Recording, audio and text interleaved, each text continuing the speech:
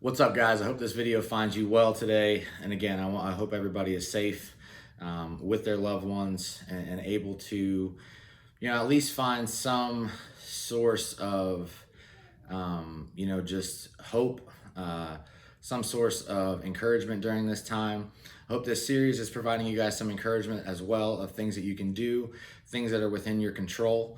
This video, and I just want to have just a conversation with you guys about training. Because I think this is the hardest subject matter within our current restrictions to navigate. And I'm going to be talking to a group of people where each people's circumstance, where each person's accessibility to equipment is going to differ. So I just want to give you guys some guidelines, some things to look into.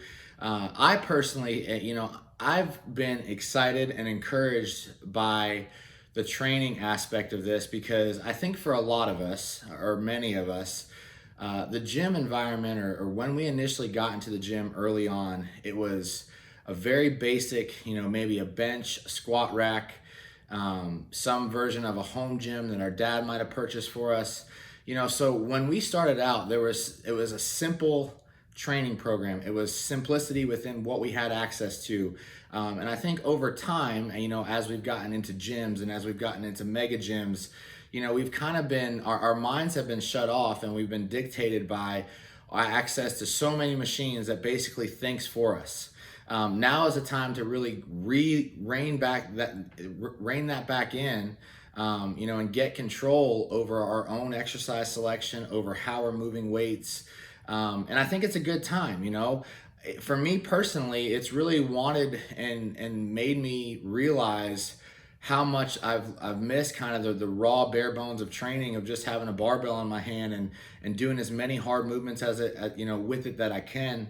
And that's what I want to talk about today. So basically, I'm going to get into 3 different topics within training: accessibility to barbells and weights, accessibility to dumbbells, and then lastly, if you guys don't have accessibility to either of those, what you can be doing at home. But when it comes to free weights, barbells, I've tried to help navigate training programs for my own athletes, my own clients. If you guys have access to just a barbell, okay, what can we do with a barbell? If you have access to a barbell and, let's say 400 pounds of weight, I would get as good as you can. If you have no rack system at all, I would get as good as you can at a few basic movements, and that is a deadlift off the floor, an RDL off the floor, an upright row, an overhead press. If you want to get into some more explosive work in terms of a clean and press, a split jerk and press, there are so many things that we can do with just a barbell alone during this time to maintain a physique, possibly even improve our physiques in ways that we've not allowed ourselves to previously, or we've been too limited by an overwhelming amount of machine selection that we have access to. So really think, guys, like the other day I went into the gym by myself. I have access to a private small facility right now. I bench pressed, I incline bench pressed, I did overhead barbell press just standing. I just cleaned it up to my chest and then pressed it from there.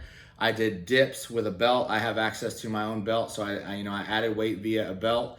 And then I did banded. I put a band. So basically what I'm doing is I'm putting a band around my back. I'm strapping it. I'm hooking it in with my thumbs, and I did flies that way. And then I did lateral raises. So basically I used, in terms of equipment, I used 3 pieces. I used a barbell, I used a dip bar, and I used dumbbells. That's it, all right? So within that, now let's expand a little bit further. If you have something else you can do with just a barbell alone, so get really good off the floor, get really good with pulling off the floor. That alone, if you are pulling heavy off the floor, you're gonna be able to maintain a lot of your physique, all right? Another thing you can do is clean it up, throw it on your back, do lunges. So there's so much that we can do with just so much limited equipment. If you are blessed to be able to have a power rack, that then, just opens up the gates even further to be able to incline press, to be able to flat press, to do seated overhead presses, to be able to do rack chins, basically where you're setting the bar in a position on the rack and then doing pull-ups in that position with your feet out in front of you. Okay, so really think about what can I do with limited resources. And if you think about it, if you think about movement patterns, if you think about training each muscle group, there's so much that can be done within that. All right. So that's kind of step number one. Obviously, whatever we can emulate. I think the best thing and best case environment right now, best case circumstance scenario is if you guys can get access to, an amount of weight via plates, a barbell, and then some type of rack system, you're going to be great. Okay. You might even be able to really just kind of narrow down your exercise selection and really improve and get really strong within basic compound movements, which for a greater majority of us, that's what we should be focused on anyway. So utilize that, get access to those things if you can, and make the most of them. Really challenge yourself. And guys, it's hard. Like my workout the other day was hard. It's harder when you have no machine supporting you, when you have to use stabilizer muscles on every single, movement that you're doing. So I was really taxed the other day when I trained that way. Again, dumbbells are another option. With dumbbells, it's harder because dumbbells, for one, you have to have so many different loads. Which is there's a cost factor there. There's obviously a storage factor in terms of how much room you have. But again, basically whatever you can emulate with a barbell, you can emulate with a dumbbell. Dumbbells would be my second choice. But I want to speak to you guys that are watching this video saying, yeah, Matt, that's all well and great, but what if I don't have access to either of those things? The first thing that I would encourage you to do is go back and watch video number 3, which is about cardio, and seek out ways that you can implement anaerobic cardio. I did a whole video on that. Anaerobic cardio, I'm confident in the fact that is going to help you maintain your lower body mass. It's going to improve your ability for conditioning output. So focus on that. Okay, now what are we going to do for upper body? I actually laid out a program for people to do today at home, again, for my athletes. I'm happy to post it here. But what that program entails basically is looking at the variables that we have control over. So looking at things within your house that you can utilize, like chairs, for example. But within the training variables itself, the best thing that you can do if you're doing body weight exercises is really slow down your eccentric. At any point in the movement, in a fully stretched position that you can, I would pause. Extend the length of those pauses. The longer you're pausing at the bottom of, say, a push-up, of, say, a bench dip, anything like that, the harder it's going to be. And you're also stretching your muscle under load at that point. So there's a numerous amount of effective benefits from that. But you have to think about, regardless of if you have barbells, if you have dumbbells, if you have just body weight access to movements, okay? Make each movement as hard as possible. Even if we have barbells, we might only have 200 pounds of weight.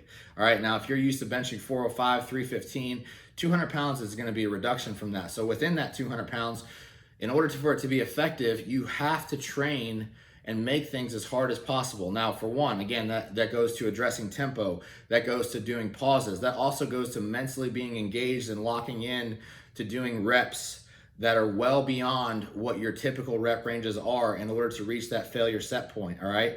If I could say anything right now, the best thing that we can do to maintain muscle is to be able to reach a failure set point within what we have access to, all right?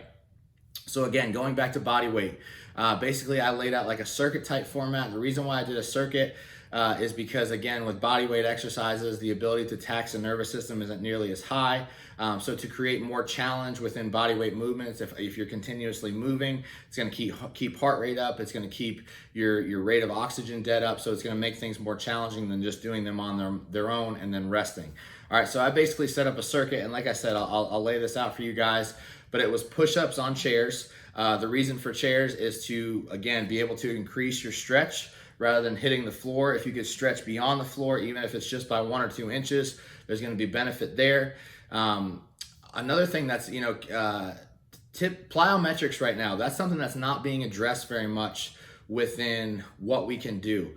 Plyometrics done properly, explosive movements can be huge right now. So I would utilize plyometrics, lower body plyometrics, push-ups, jump push-ups, things like that. Utilize those things, all right? Because that is something that, again, when we're looking at anaerobic movements, when we're looking at plyometrics, we're attacking type 2 fibers, which are the fibers that we're hitting most, or we want to be hitting most in the gym.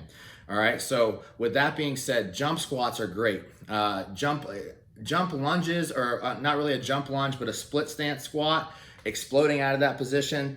landing, pausing again at the bottom of the rep, exploding back out of that position. There's great benefit to doing something like that. So I would recommend plyometric type movements whenever you can if you are stuck to a home program.